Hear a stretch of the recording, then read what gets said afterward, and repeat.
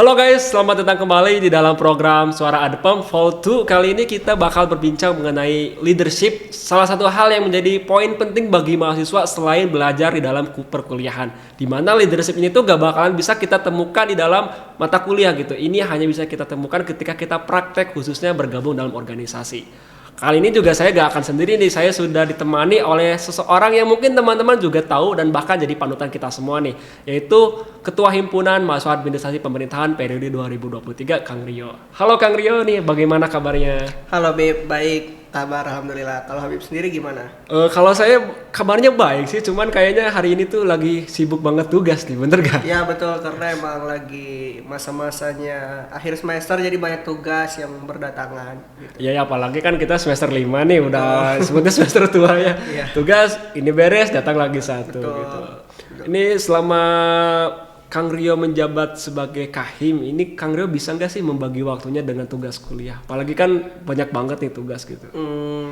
Sejauh ini alhamdulillah bisa kebagi ya, karena emang udah kebagi gitu waktunya. Misalkan dari Senin sampai Jumat kan emang jadwalnya kuliah ya. Nah itu Iya, bener fokusnya banget. ke akademik atau kuliah. Cuman ketika Sabtu atau Minggu itu biasanya baru kegiatan di Hima, karena rata-rata dan mayoritas kegiatan di Hima tuh ngambil waktunya di weekend atau Sabtu Minggu agar tidak bentrok dengan jadwal kuliah dan biar partisipasi dari warga administrasi pemerintahan itu bisa maksimal, karena mereka biasanya di hari Sabtu atau Minggu tuh kosong atau luang kayak gitu. Ya karena emang nggak semuanya pulang kampung ya Betul, hari Minggu. betul. Ini Kang Rio kan tadi udah jelasin ya, menjabat sebagai Kahim yang dimana itu kan posisi yang sangat penting ya dalam suatu prodi. Nah, selain jadi Kahim ini Kang Rio kesibukannya apa aja sih? Selain jadi ketua himpunan, aku jadi mahasiswa Visip Unpad seperti biasa aja. Oh, berarti jadi Biasa rakyat biasa ya selain Iya, dari betul. Kahim aja. Betul. Nah, itu kan menjadi Kahim itu kan jadi pimpinan ya, dimana Kang Rio harus ya mendengarkan keluh kesah anggotanya gitu. Ada yang suka sama Kahim, ada yang gak suka, bahkan ngekritik di belakang itu kan nusuk banget. Itu menurut Kang Rio gimana sih buat anggota yang kayak gitu?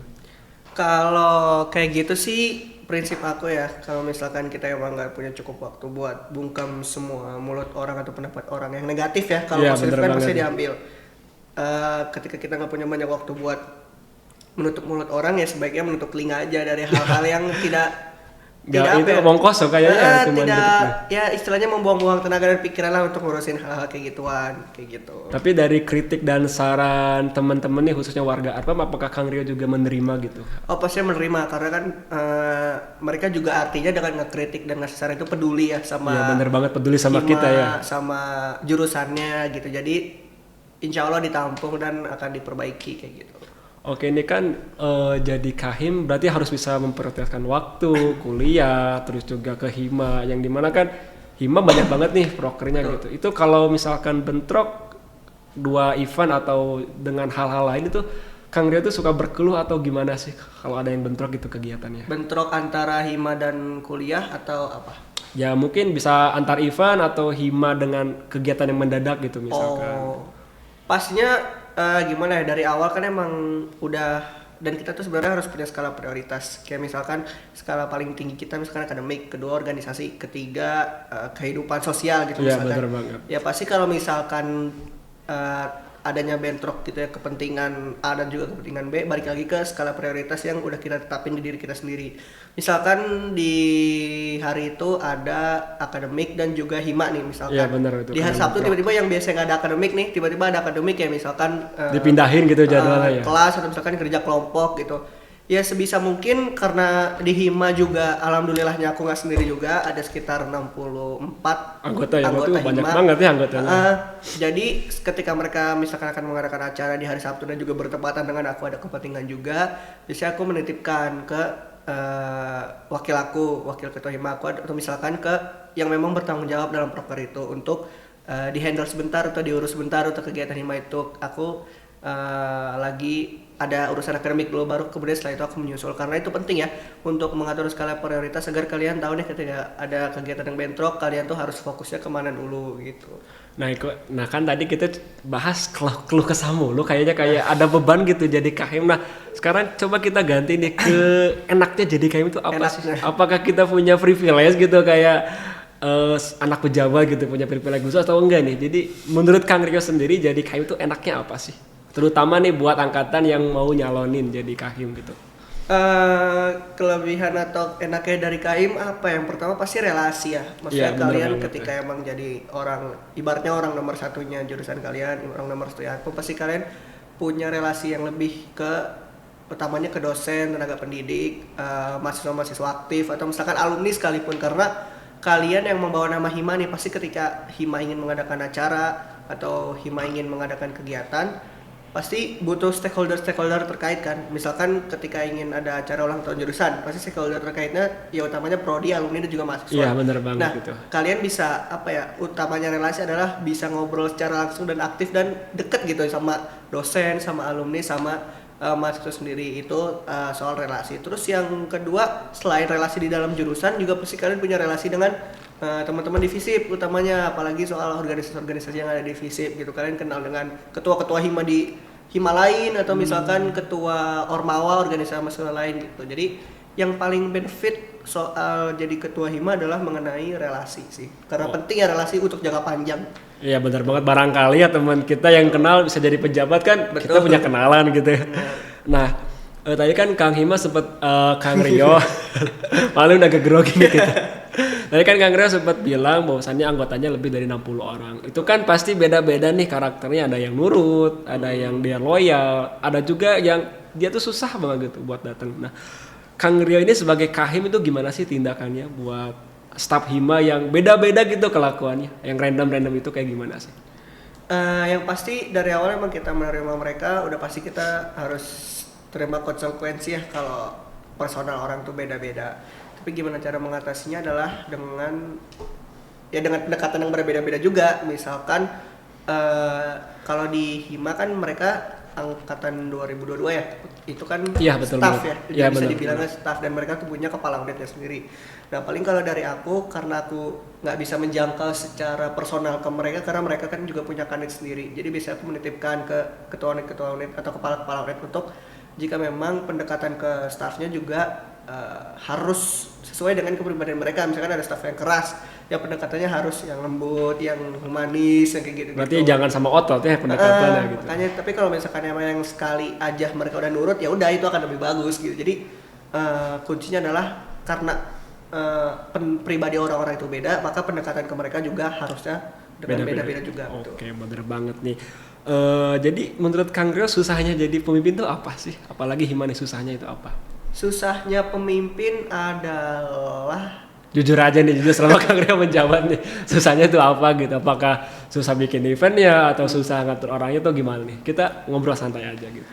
iya karena yang tadi sempat aku bilang ya Bib, kalau misalkan di Hima aku sendiri ada 64 orang, jadi kesulitan adalah gimana 64 orang ini bisa satu gerakan, Iya, harus satu suara. Satu suara ya, menuju adem bersinergi, bener gak nih? Betul, sesuai tagline dan bersinergi, karena sejujurnya mengatur 64 orang bukan sulit ya, cuman emang harus ekstra aja untuk pendekatan ke masing-masing agar bisa nantinya kita satu sinergi, satu gerak bareng untuk bisa ya sama-sama mensukseskan Hima dan utamanya jurusan prodi kita sendiri kayak gitu. Oh bener banget ya, emang Kang Rio ini cocok nih jadi panutan, dan saya emang gak pernah menyesal sih dipimpin oleh Kang Rio gitu selama saya jadi mahasiswa administrasi pemerintahan.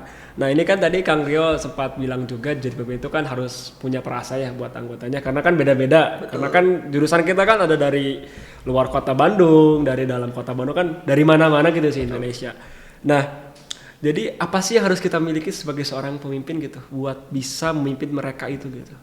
Yang pertama itu ikhlas. Oh, kenapa nih harus ikhlasnya yang pertama nih agak Karena apa ya, kalian ketika udah memantapkan niat dan diri kalian buat mengemban jabatan setahun ini, pasti kalian akan istilahnya mengesampingkan hal-hal yang emang jadi prioritas kalian ya. Misalkan ya, emang kalian tahun ini tuh pengen fokus magang atau fokus apa ya istilahnya, di keluarga kalian lah, istilahnya mendekatkan diri kepada keluarga, karena sejauh ini kan kita sebagai anak rantau ya pastinya. Iya benar, kita jauh dari rumah gitu. Ya mungkin aja ada pemikiran orang yang pengen balik ke rumah, pengen sama keluarga gitu karena udah kangen udah sebagainya, atau misalkan fokus akademik dan karir, pengen ngejar nilai bagus, pengen magang dan sebagainya. Cuman ketika kalian punya tanggung jawab sebagai ketua Hima, pasti kalian ya istilahnya bukannya membuang ya, tapi mengesampingkan hal-hal kayak gitu Merelakan dulu. ya, pokoknya hima dulu nomor satu pokoknya hima gitu. dulu. Jadi kunci yang pertama itu ikhlas kalian bisa gimana bertanggung jawab setahun untuk organisasi ini kayak gitu. Oke, yang pertama ikhlas nih yang harus ada ya. Terus yang